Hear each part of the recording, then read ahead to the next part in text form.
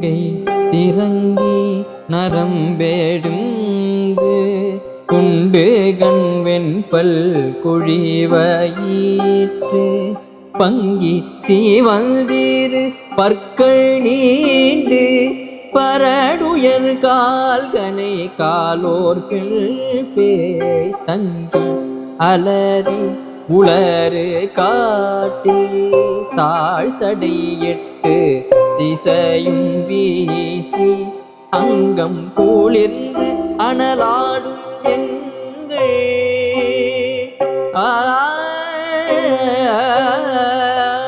அங்கம் குளிர்ந்து அனலாடும் எங்கள்